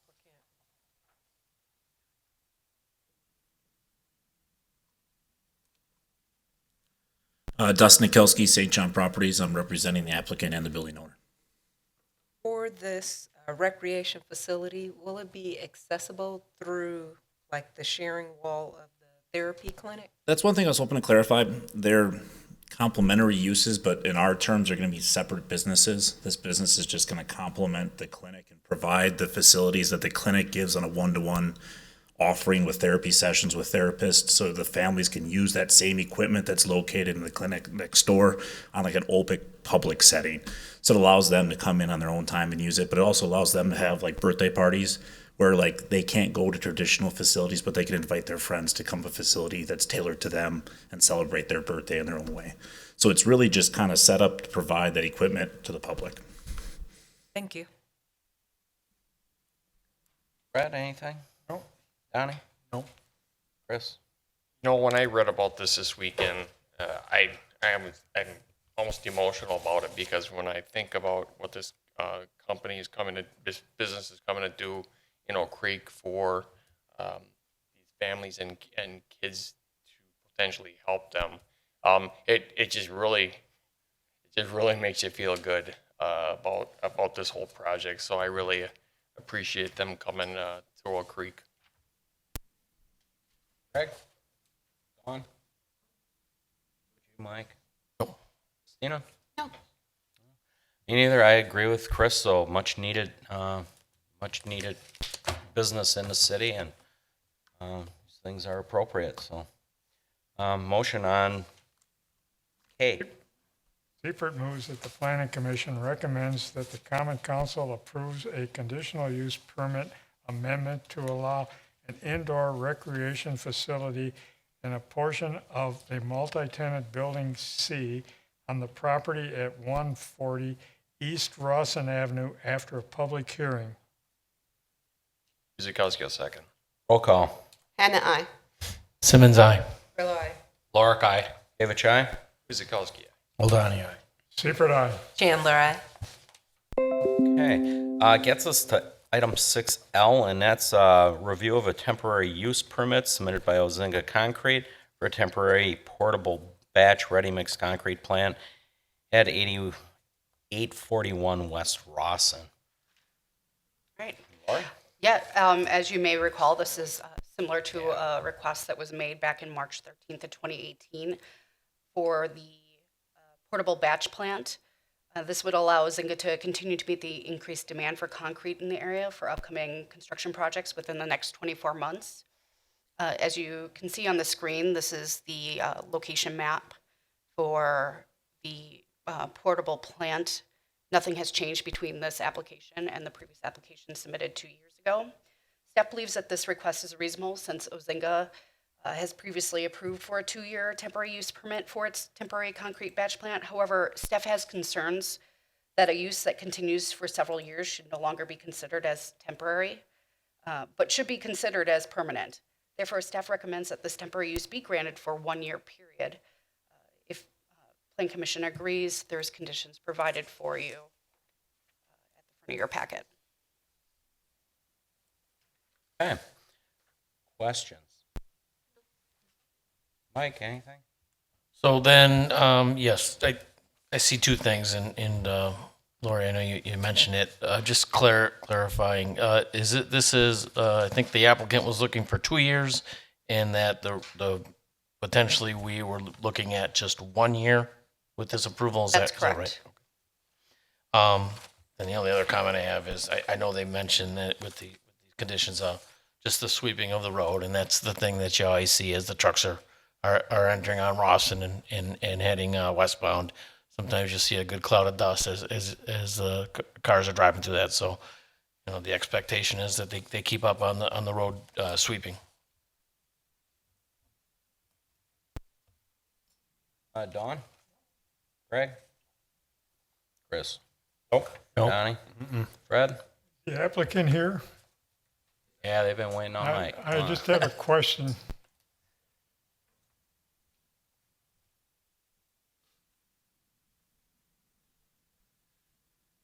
Controlling the dust that you have, how do you control that dust when you're making this concrete? Making the concrete? Well, when you're using the material and so forth, I So the- happened to notice one time that I saw the dust come from your facility one time when I drove by a year ago. I just wondered, how do you control? Do you wet it down, or how do you control the dust? First of all, Justin Cradaville, 8356 Greenbrier Road, Wind Lake, Wisconsin, representing Ozinga Ready Mix Concrete. So the batch process of ready mix concrete, we have dust collection systems that are in place to prevent any fugitive dust emissions. We currently have a crushing operation on site. We take place of wetting methods along with sweeping daily sweeping with the street sweepers that we've contracted out, along with site watering if necessary. The batch plant that we have, the portable plant that's been recommended, is a wet batch plant. So it is, everything's mixed in the central mix drum. So all the dry additives are added to a drum, water's added, and that's how the concrete is made. Similarly to our primary plant that exists. So from time to time, there are, it's mechanical pieces of equipment. We do have, maintenance issues from time to time. So not knowing a year ago exactly what happened, I can't really tell you, but we make every available aspect to control fugitive dust emissions on the site. Thank you. I guess my question is kind of for Lori. You are correct. Given the amount of construction going on 994, we've done this for a number of years, and even before then, we've done it for others.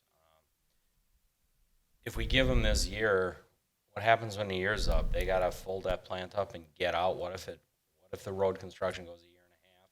They come in for another 6 months or a year. I believe we're always willing to work with them. Oh, okay. I thought the door was shut after this. But we were encouraging that it be limited to 1 year. Ozinga has been doing a great job for this community, and it seems like business has been very steady for them. Staff is just concerned that what is the definition for temporary? Understood. It's, we're seeing just unprecedented development going on in southeastern Wisconsin, and it's really been driving the need. So I just wanted to make sure that, we don't put the DOT, we don't put Ozinga in a funny position just because we're that stringent. And of course, Plan Commission can also decide to grant the full 2 years. Mr. Mayor, if I can interject, we are also looking at what we could do in part of our zoning code update. So it's not something that we are saying 1 year and then we're going to close the book and hit the microphone and say that's it. We're taking a look at what we can incorporate into the zoning code as part of the update. It may not be exactly what we see as part of a temporary use permit, and we don't know exactly what the end product will be, but it is something that we are talking about with our consultants from HLA to help us address the potential future needs of something like a permanent concrete batch plant, if that's something that we are going to be looking forward to. As part of the zoning code update, it'll be probably about summer when you see something to take action on. Okay, thank you. I just wanted to get better educated on it. Thank you. Just on a side note, before you sit down, I really want to thank Ozinga, the company. We had our tree lighting out here last week, and you brought your Merry Mixer. This is really Sorry, off topic. music was kind of loud. Yeah, Drowned out the a cappella group. That but it was- thing, not the kids, the adults loved it. It was the coolest thing out there, so thank you. No was problem, our pleasure. If you didn't see it, it's worth seeing. This thing's all lit up with LEDs, and it's playing music. The barrel's spinning. It's cool. That's pictures if anyone wants to see them. Very cool. So Thank you. Thank Our you very pleasure. much. Thank you. Okay, if nothing else, motion on L. Hold on. Hold on. He moves that the Plan Commission approves the temporary use permit for a temporary portable ready mix batch plant at 841 West Rawson Avenue with the following conditions. That all applicable building and fire codes are in effect, that the hours of operation for the portable ready mix match plant be consistent with the existing ready mix plant concrete plant, and be limited to Monday through Saturday between 5:30 a.m. and 7 p.m.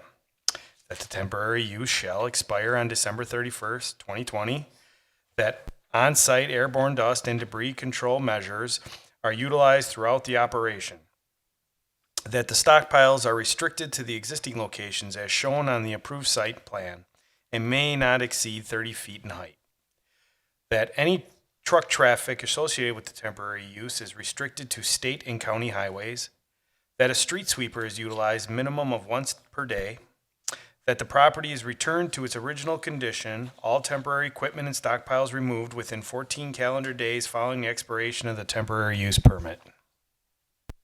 Seifert seconds. Roll call. Anna, I. Simmons, aye. Miller, I. Lorick, aye. David, aye. Guzekowski, aye. Oldani, aye. Seifert, aye. Chandler, aye. And it gets us to our last item, item 6M, and it is consideration of a review and a request submitted by Bruce Kensett, Oak Creek Hotel Associates LLC for amendments to the existing planned unit development for the property at 9315 South 13th. Gary.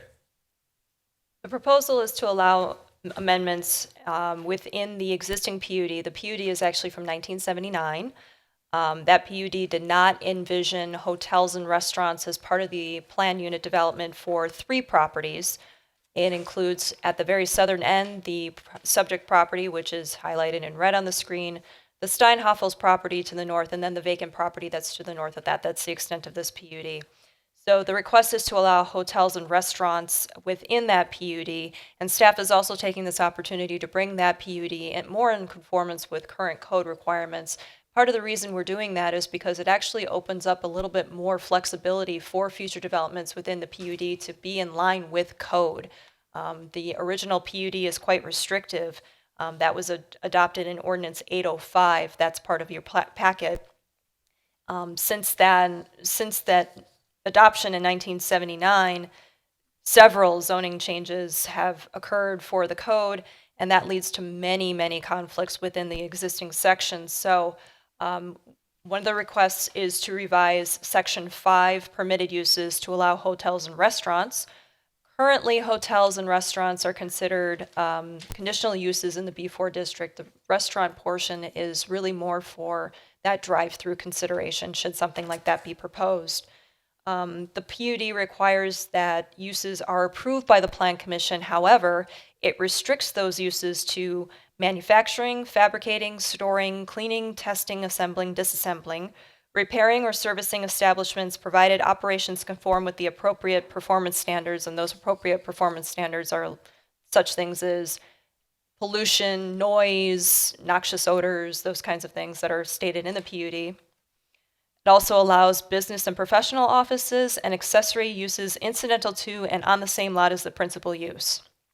That's all that's allowed by the 1979 PUD.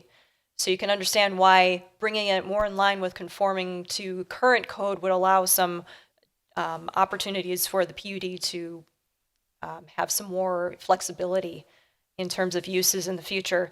There's also a revision requested for Section 9, parking requirements. The request is to allow dimensions of parking stalls to conform to current code. The PUD currently requires that parking stalls be 9 feet by 20 feet, whereas code requires a standard parking stall of 9 feet by 18 feet. While it doesn't sound like much of a difference, it does actually make a difference to the proposed site plans. The final revision to Section 10 with regard to signs, there's several things that would need to be changed here. The current PUD states that all signs within the PUD are required to be reviewed by the Plan Commission prior to issuance of a permit, regardless of whether or not it conforms to code. Signs are also limited to 32 square feet in area, and that's not anywhere close to what's allowed by code right now. And signs may not be illuminated past 11 p.m. Well, one of the requested uses is for a hotel with constant illumination of the sign, so that wouldn't really work here. So the requests submitted are actually specific to this property at 9315 South 13th Street. However, again, staff is proposing these other amendments to the code to bring it more in line with what is required in the code currently. What's on the screen right now is a general development plan. This is not the plan that would be held to for Plan Commission review. This is simply what could occur within the PUD. Again, recognizing that the Steinhoffels parcel in the middle is already developed. So on the parcel at 9315, they're showing a portion for a restaurant and a portion for a future hotel. To the north, it would have to conform with whatever is allowed in the B4 zoning district unless a rezoning of that property were to occur. So again, this is conceptual in nature. It's a general development plan showing what could be allowed in the PUD in the future. Hotels as permitted uses is what actually is being requested. However, you'll notice in your staff report that the staff is actually recommending that hotels be allowed as conditional uses, as is currently stated in the B4 zoning district. Same with restaurants with drive-in and drive-through facilities. Those are currently listed in the B4 as conditional uses. That's what's being presented and proposed by staff.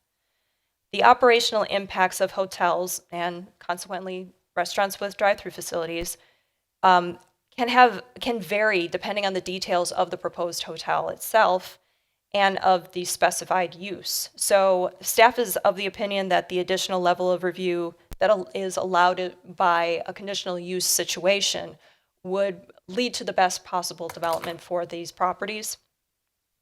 It's advisable, and it would allow this to more closely conform to what's required by code right now.